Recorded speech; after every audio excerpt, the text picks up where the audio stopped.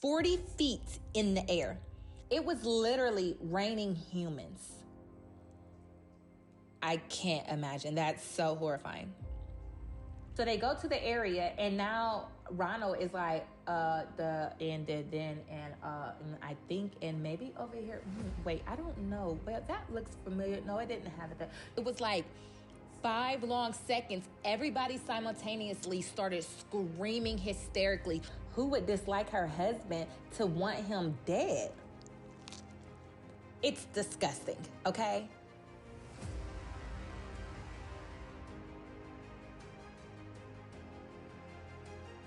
What's up, TVF Mafia? It's your girl, Jazzy J, and I am back with another mukbang. So today I have a true crime for you guys. I got 3 of them things. 3 horrifying Halloween crimes for you guys today with some chickpea burritos. I got some grippos. I love grippos. You can only find them in Ohio. Well, they might have branched off somewhere else. I'm not sure. But grippos are so good. Y'all know I normally do the grippo pickles, but we're going to get into that at another time. And I have some salsa. It's avocado salsa. It's so good. I also have like some cilantro in it. Yummy. And I got my water.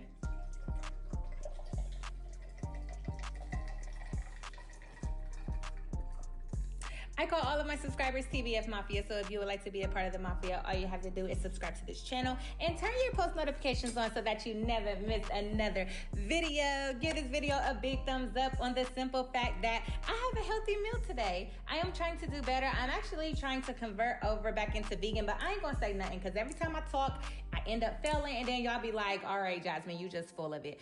So I'm just gonna say we got a healthy meal today, and I'm excited about these 3 Halloween true crimes because they're horrifying. It's so sad, but y'all know I'm heavy into this. I'm gonna pray so I can eat because I'm hungry. Dear Heavenly Father, I thank you for the food that I'm about to receive. I ask that it may be nourishment to my body. I ask that you bless me as I prepared it and bless my entire Mafia. Amen. I'm gonna add it onto my shorts video so that y'all can get the recipe just in case you're interested. So for the first Halloween crime, this took place, it was the 1940s. And this guy had a salon. He was married, but his wife, she wasn't really the owner. She just helped out. But he was something else. I don't even know if he was into hair, but he opened up a salon in LA. And his wife would help every now and then. So on Halloween, we're just going to jump forward to Halloween. They were passing out candy, and Halloween was over. They were going to bed. Him and his wife and his child. She was like upstairs in the bedroom, but it was him and his wife was laying in the bed. The night was over with, and the doorbell rings again. And they're like, it's 11 o'clock at night.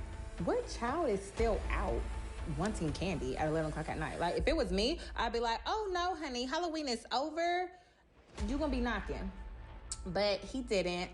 He was like, let me just go, open it. He opened the door, and his wife heard him say, isn't it kind of late for this? And then she heard a pow. There was a person dressed in a Halloween costume with a brown paper bag and had shot him. By the time the wife ran to see what was going on, she found her husband in front of the door, laying in a pool of blood. She was screaming frantically, and the daughter come running downstairs. Y'all, I don't know if it was a daughter or a son. We gonna say daughter. But the daughter came running downstairs. She immediately goes to the neighbor, like, call 911. My dad is laying in a pool of blood. Somebody just shot him. The police get there. The wife is so out of it. She can't talk to the police. She can't tell them what she knows. Like, they're like, who would do this? Was he in, a scandal with anybody? Did he have any enemies? And she's like, no. But she's just crying. Like, she can't even think for the life of her. Who would dislike her husband to want him dead? So, a couple days go by. She didn't pull herself together. She was like, you know what?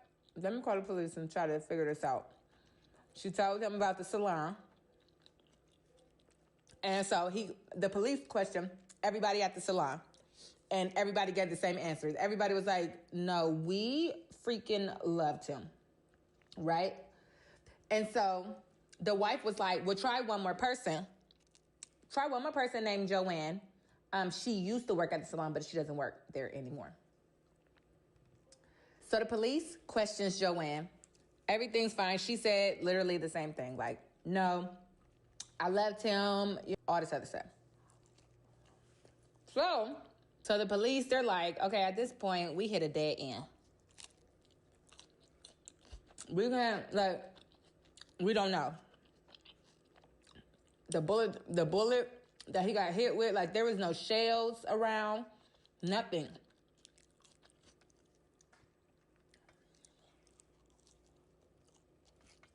Well, months later, the police gets a phone call that was like, hey, you might want to go check this warehouse.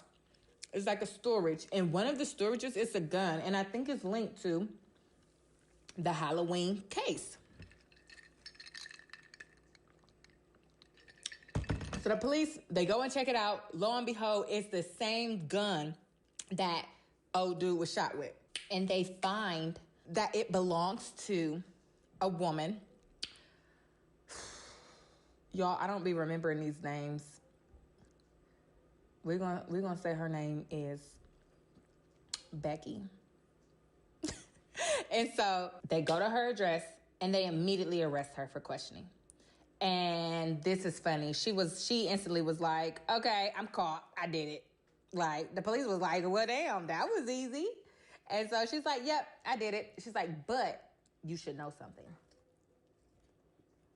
And they're like, what? And she was like, I did it for somebody. And I was like, tricked. And they're like, what? It was like, yes, my friend Joanne, the one that they already interviewed. And she was like, nah, I love him, blah, blah, blah. Well, come to find out, Joanne worked at the salon and she loved the couple, the owners. She really loved the wife. And they were having marital problems. And so they decided to separate. And guess who the wife moved in with? Joanne. Joanne became obsessed with the wife and they had relations. Now, this is 1940s, and that is just like the ultimate no-no. And so they kept it on the low, and the wife is like, we're not even supposed to be doing this. We don't have a future together. My husband has apologized. We're going to try to work things out. The wife moves out of Joanne's house, moves back into her husband's house, and they start running the salon as if it was just nothing had ever happened. Well, Joanne was upset about this. Oh, I healed your heart. I was your ear. I let you move into my house. And now I'm in love with you. And you do this to me? Me? And now y'all back happy in y'all salon, just as if I don't matter. So she calls up her friend crying, but she never told her friend that she was in love with the wife. All she said was, this guy, he's a horrible person. He makes everybody cry. Her description and stories that she told about this man was just like he was the devil, this dark, evil person that should no longer walk the earth. And her friend Becky grew a hate for this man and never had met him. She's strictly going off of the trust of her friend Joanne's judgment. And she's like, he made you cry. He made his wife cry. He made everybody like hate themselves. He made people want to kill themselves, like, you know. And so Joanne's like, he doesn't deserve to be alive. Like, jail won't even do it. Somebody needs to kill him. They come up with the plan. It took them 3 months. 3 months is a long time to come up to kill somebody, to the point, like, after a month, I would be like, okay, what are we doing? This is stupid. Like, I don't want to jeopardize the rest of my freedom for this douchebag. But they never, the light bulb just never cut on. And they were like, yeah, no, we gonna take him out. They did 3 months of planning this one little night on Halloween of how they was going to do it. They even went to somebody else's house to borrow their car.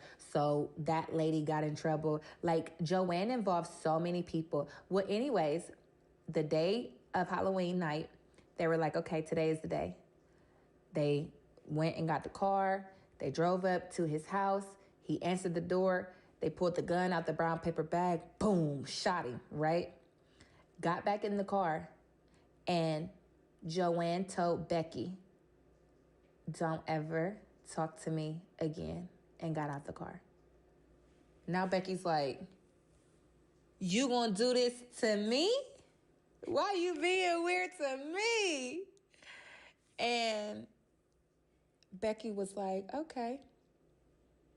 Hurt people. Because see, Joanne just went through that. Joanne said that to his wife. You gonna do this to me? And Becky was like, okay. And so she felt like it was a sign from God. Soon as the police came and got her, she was like, nah, it wasn't me. But you had a ride or die friend. I really believe that if Joanne would have never told Becky, don't talk to me again, Becky would have been like, I don't know, she would have never told on Joanne. Because if you kill somebody for your friend, you'll go to jail for your friend too.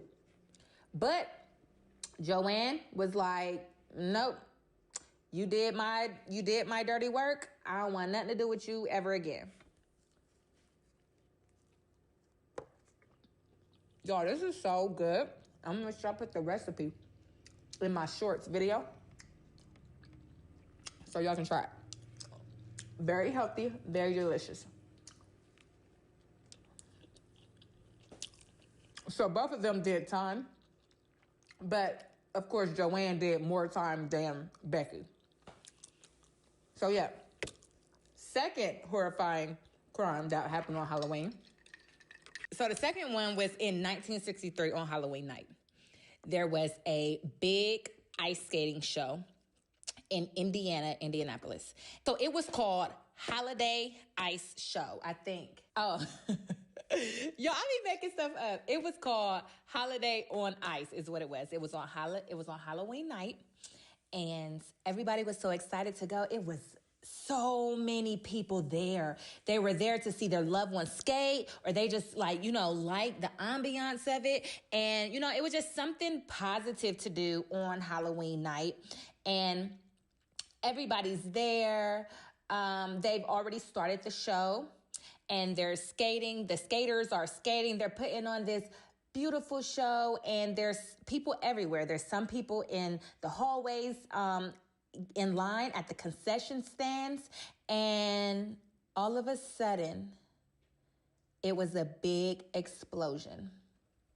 The explosion came from a propane tank that was leaking, and it crept. It took a couple hours, but it crept to a popcorn machine. An electric popcorn machine blew up, shooting fire 40 feet in the air. Not only fire shot up in the air, concrete and people. It was literally raining humans. And a reporter, one of the survivors said it was silent. It was so quiet when it happened. Like, the explosion was loud, but nobody screamed or anything. It was like boom, and everybody was quiet. People were flying in the air. And it was like, soon as everybody fell and realized what happened, it was like 5 long seconds. Everybody simultaneously started screaming hysterically, running towards exits. There was people crying, looking for loved ones. There was a little girl covered in blood, screaming for her parents. It was a wife screaming for her husband. People were just running around everywhere. There was people from the explosion, there was a hole in the ground.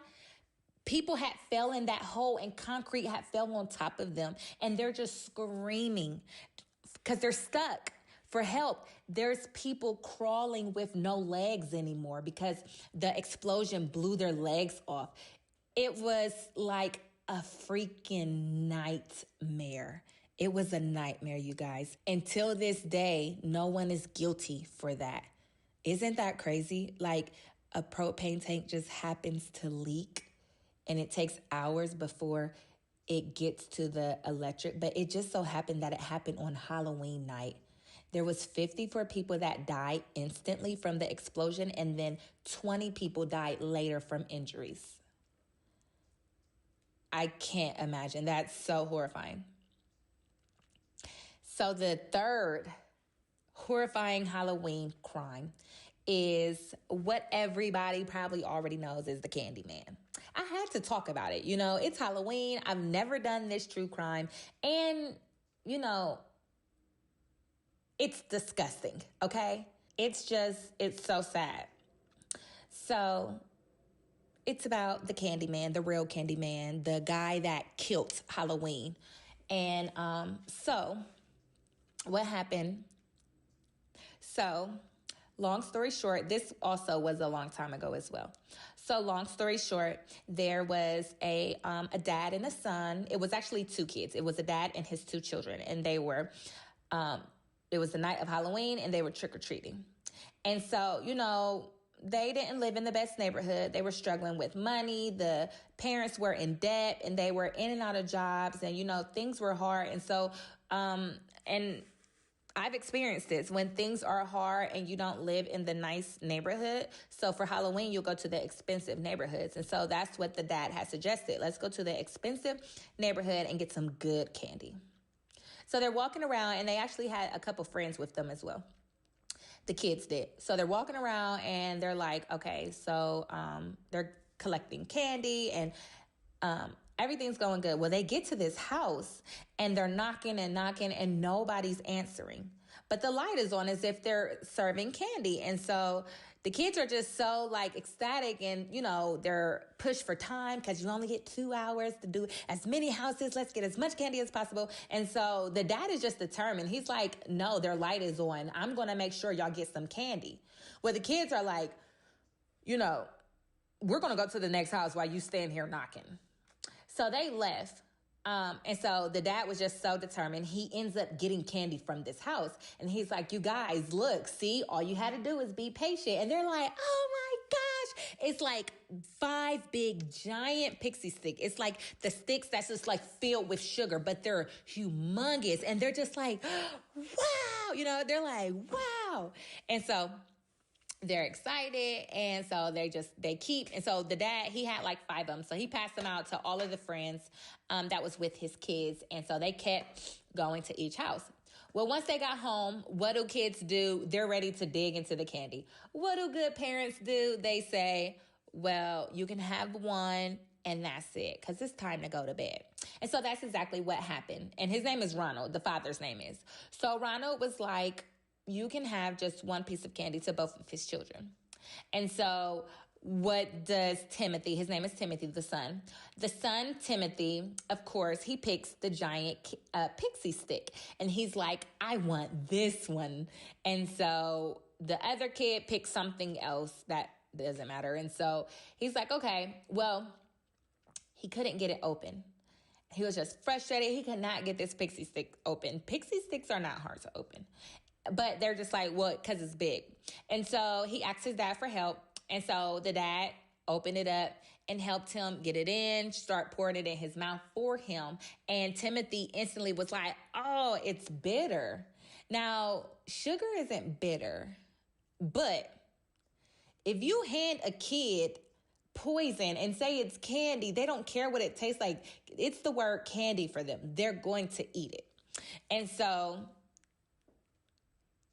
he continued to eat this bitter sugar, and he instantly said his stomach hurt. So they're like, go to the bathroom. He goes to the bathroom, and he's just like feeling woozy. He's like, you know, he's feeling really sick. And so He starts vomiting. He gets really sick, and he basically died instantly, guys. Once the ambulance got there, he was already gone. And so they're freaking out. And the police is like, which candy did he eat? And they're like, the pixie stick. They're like, how many more kids have these? And so he's like, he was like, I got it from the house in the good neighborhood. He stuck his arm out. I remember his arm was hairy. And he said, he gave me 5 of them. So I just passed them out to the 5 kids. So they're trying to get a hold of all the parents that had these pixie sticks. And so it was like 2 other kids. Their parents was able to take the pixie sticks and throw them away. I bet you money they threw the whole damn bag of candy away. I would have. Like, forget all that. So, but there was one other kid that they called, and it was late at night. Remember, all the kids were going to bed. It was late at night. They finally got a hold of the last parent. And so they're freaking out. They're scrambling through the house looking for this pixie stick, and they couldn't find it. They couldn't find it. And the child was upstairs asleep in the bedroom. And they're like, oh my God, I hope he didn't have it already. Oh my God. They go flying up the steps to get it. And he's laying there still. And he has the pixie stick in his hand, and it hadn't been opened yet. He was holding onto it. Come to find out, the reason why he didn't have ate it yet, he was going to, but he said he couldn't get it opened. So this is just a horrible time for the host city, because that's every parent's fear is like, you know, these strangers are giving my kids candy. We're knocking on strangers door. We don't know who they are. You know, they could be an evil person. And, you know, and now this nightmare has came true. And so everybody is just like distraught about it, especially the parents of Timothy. Like, their son just passed away, right? And so the police is like, we have to figure this out. So the police, they're questioning everybody in that area, and they can't get a lead. And so they go back to the parents, and they're asking them more questions. And so they're like, well, since the father was involved, we hate to bother you at such a time of grievance, but since you were involved, how about, can you please take us to the guy's house that handed you the pixie sticks? So he's like, yeah, sure, no problem. So they go to the area, and now Ronald is like, and I think, and maybe over here, wait, I don't know. Well, that looks familiar. No, it didn't have it there, you know? And so they're looking at him like, you don't know? And he's like, no. He's like, I remember. He was like, he said, I know it was a man because his arm was hairy. So he's like, they're looking at him funny. So then he's like, oh, wait, okay, I see the house. It's right there. So they go and they arrest the guy that lives at the house that Ronald pointed to. And so come to find out, the guy that lived there had an alibi. He wasn't even home. His job had surveillance cameras. They showed him at the same time as Halloween. He's at work. Nobody was home that day. And there was so many alibis. Like, that whole house was never open. So they're like, okay, something's fishy. Something's real fishy. So now they need to zoom in on the father, Ronald, and just look at his background just to see, like, you know, we're not giving up on this case. This little boy lost his life, and somebody did it on purpose, because when he did the autopsy, there was cyanide in the candy, and it was enough cyanide to kill 2 adults. And this is a child. Somebody purposely wanted to poison some children. And so they look into Timothy's background, and he, like I said, he was in so much debt. And the thing that stuck out the most, he had bought a insurance policy. He put an insurance policy on his kids in January. And then in September, exactly 1 month before Halloween, he added another $10,000. So it was $20,000 altogether that he was going to get if one of his children had died. Then another thing, right after the next morning after Timothy passed away, Ronald called the insurance people and had asked them, how soon can I get my money? That was enough right there. Like, ain't nothing else to talk about. And so the police went and got him and arrested him. arrested him for the murder of his own son just to get some money. And the wife was like, oh my God, yes, we were struggling, but, you know, why would you do that, you know? And so he went to jail. He got life in prison, and he got he also got the death penalty. And right before they killed him in jail, they were like, he said, I'm still innocent, and I am asking God to forgive you all for not believing me, for taking my life. This man still was saying he did not kill his son.